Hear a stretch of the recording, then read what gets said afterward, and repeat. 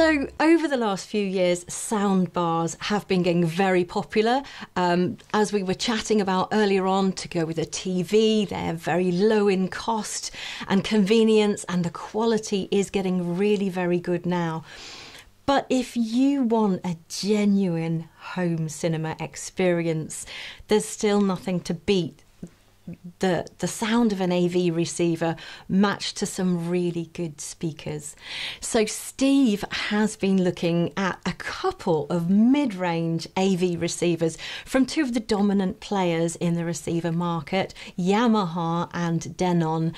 And he's going to tell us about those today. So Steve, let's start with the Yamaha. How was that? Yes, the Yamaha RX A6A, which is £2,300. It's the mid-range model, which I think is the sweet spot of the Yamaha range because it's got most of the features you'll find on the A8A flagship, but doesn't have the premium price point. It has 9 channels built in, so you could run a 5.1.4 immersive audio system, just using the AVR without having to add anything to it. But it can actually process up to 11.2 channels. So you could run, if you added 2 more channels of amplification, you could run a 7.2.4 system or a 5.2.6 system, depending on how you wanted to look at it. So yeah, it's 9 channels built in, but 11.2 channels of processing. It does support Dolby Atmos, DTS:X, and the lesser known, less popular Auro 3D format. So you've got a full house of formats there. And I always think with Yamaha,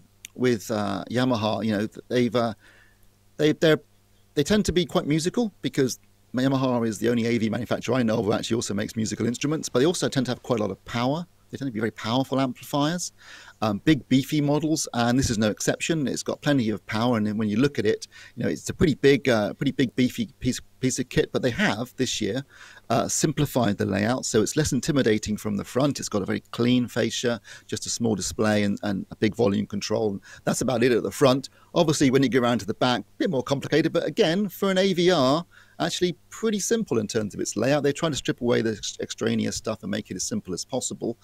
Importantly, it has HDMI 2.1 inputs and outputs, which is great news if you're, like I said earlier, a next-gen gamer who wants to game at high frame rate, or if you did have an 8K display and an 8K source, good luck finding one of those. But if it do find one, it can actually pass 8K as well. So it's good in that sense. It's got Yamaha's YPAO room correction system, which is pretty good. It's not the most sophisticated on the market. There are better, but it does give a good result. It is really good at sort of balancing out the bass. And given that you can run 2 subwoofers off of this AVR, you can get a nice balanced bass performance. It's got a host of features built into it. So, you've got built-in Alexa, built-in Google Assistant, you've got Wi-Fi, you've got Bluetooth, you've got AirPlay 2. It has Yamaha's Music Cast, which is a multi-room system, so you can obviously connect it to a multi-room system with other Yamaha products and listen to something on one system and then listen to it elsewhere in the house or throughout the entire house. That's a really good feature. I think Music Cast is probably the best of the multi-room systems that you can get right now. So overall, it's a really, really classy piece of kit. It sounds fantastic. It's powerful. It's got all the features you could possibly want. I really like this receiver. And as I say, I think it's a sweet spot because you're getting all these features, but you're not necessarily paying the price premium you would for the A8A. It sounds like it's absolutely packed with features. Some quality for films that you're watching, some just useful utility functions like an Alexa built in, for example. If somebody is thinking of going for this because they've upgraded their TV, they've been using a soundbar, they're thinking, you know what, we need to get a better home cinema type experience, and this is their first AV receiver purchase. Is it simple or difficult for that setup? Because looking at the back looks a bit scary, right? There's no question that any AVR is intimidating just by looking at it, particularly if you look at the back. It's relatively straightforward to set up. I will say that Yamaha have got better. In the past, their interface was horribly confusing. The new interface is a lot better. YPAO is pretty easy to use and it comes with a microphone. It's not too difficult to set up. Obviously, you need to go in with your eyes open here. If you're going for a multi-channel AVR system, you're going to have speakers around the room. If you're going for a simple, so there's 9 channels built in. So let's say you're going for 9.1.4. So sorry, 5.1.4. So that means you're going to have 5 speakers at ear level. 3 at the front, 2 at the rear. You're going to have a subwoofer somewhere at the front of the room, and you're going to have 4 speakers overhead, either physically overhead, or you can use upward firing drivers that bounce the sound off the ceiling. So there's a certain commitment here in terms of, taking over a room. If you're doing it in the lounge, be aware there's going to be some cables, there's going to be speakers everywhere, and it's not always that popular when you start trying to do that. But I will say that if you can make a little bit of effort in terms of, putting the speakers in, putting in a sub, setting it up correctly, you really will benefit in terms of your audio experience. Nothing elevates watching a movie, like a big blockbuster movie, nothing elevates it more than having a really big blockbuster sound to go with it. And trust me, you won't regret it. So Yamaha looking quite good for the mid-range, but the other AV receiver you've been looking at is also in that mid-range, which is the Denon AVC X6700H or X6700H. So are you going to do a compare and contrast, or just look at it on its own? I am. I mean, I've been a been a big fan of Denon, particularly over the years, because I do think they make really, really good AV receivers that are a great combination of design, features, performance, and price. And this is no exception, because the X6700 is £2,000, so it's a bit cheaper than the Yamaha. It has 11 channels built in, so you could run 7.1.4 or 5.1.6 right out of the box.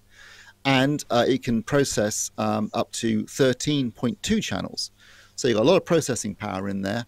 Now, I will say that due to that fact, if you look at the rear, it's a lot more complicated than the Yamaha looks. There are a lot more speaker terminals, a lot more inputs. I think Denon could maybe simplify things a bit.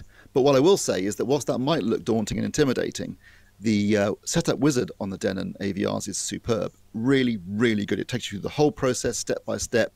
It makes it as simple as you could possibly imagine. And you've got Odyssey room correction as well, which again is very easy to use. So actually, whilst it might look intimidating from the rear, setting up this AV receiver and getting the best out of it is actually incredibly easy. And I do think that Denon has the best user interface and setup wizard of any of the manufacturers, apart from Marantz, who are a sister, a stablemate of Denon, so they have basically the same.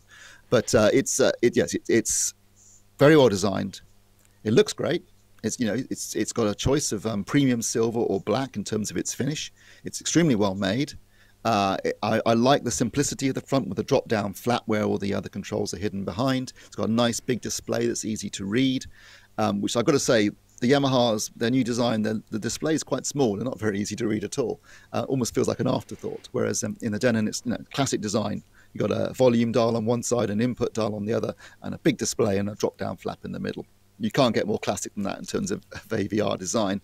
But it is an 8K receiver, isn't it? So are we going to see a lot of 8K stuff coming along in the near future, or is this for people who are thinking, I'm only going to do this purchase once in the next few years, I just want to future-proof this purchase? Yeah, that's the logic behind HDMI 2.1. It's a standard that's future-proofing the products. I've got it so that it supports everything that could come along in the next 10 years. So, 8K at 60 frames, 4K at 120 frames, Dolby Vision, HDR10 plus, anything you can imagine that's in the pipeline in terms of video or audio, HDMI 2.1 can support it. Now, one thing I will say about Denon, though, is that only one of the HDMI inputs is HDMI 2.1, whereas I think all of them are on the Yamaha.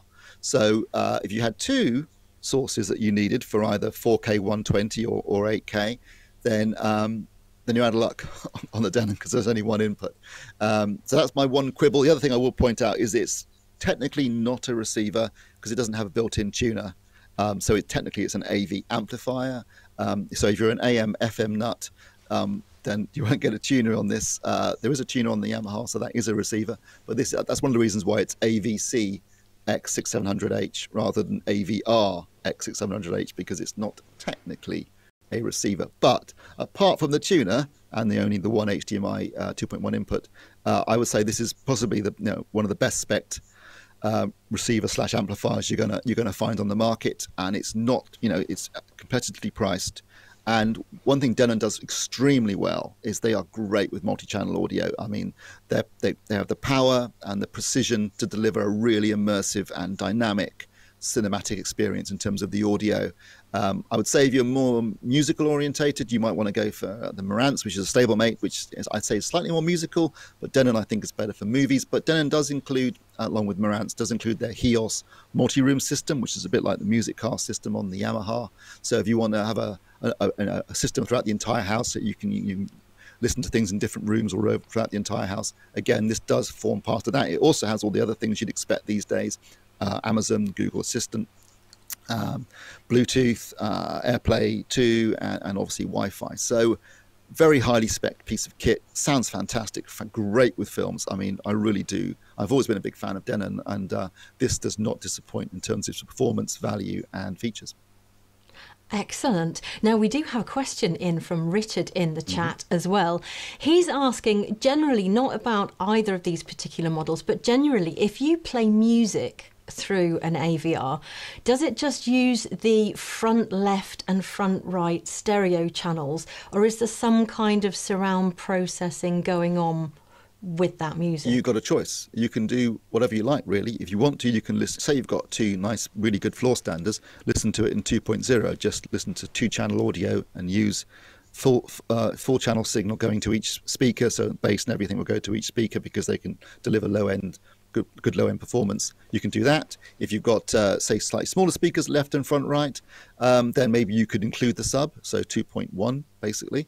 Or, if you want to, you can use any number of up-mixing algorithms. Either Dolby do it, DTS does it, Oro also does it. So I forgot to mention that the Denon does include Atmos, DTS:X, and Oro. Plus it has IMAX Enhanced, which is becoming more popular these days. So they can up-mix stuff if you want to use all your speakers in your system. And I've got to say, some of these upmixes are actually really effective, particularly watching with a movie. If it's a 5.1 mix, using some of the upmixes so you can use all your speakers in your immersive surround system. It does a really good job of making it sound like it was mixed in Atmos or DTS:X when actually it wasn't. So when it comes to listening to music, you have a wide choice. You can go purist, or you can go bonkers and just have every speaker being used. Entirely up to you. Thank you very much, Steve. So, Richard, I hope that answered your question. I hope you have fun trying out the different options and deciding which sounds best for you. So I'm going to let Steve go and have a very well-earned cup of tea now after all that chatting on Sound Advice Live. Thank you very much for doing that, Steve. And if you are in the new market for an AVR, and maybe you are on a soundbar right now, and this is your first look at this full home cinema type experience, then Michelle has a link that she can drop into the chat with all the AV receiver reviews that are on the Sound Advice website. So have a good old browse and have a look through and find the right one for you. And remember, there's always experts available to help you make that decision.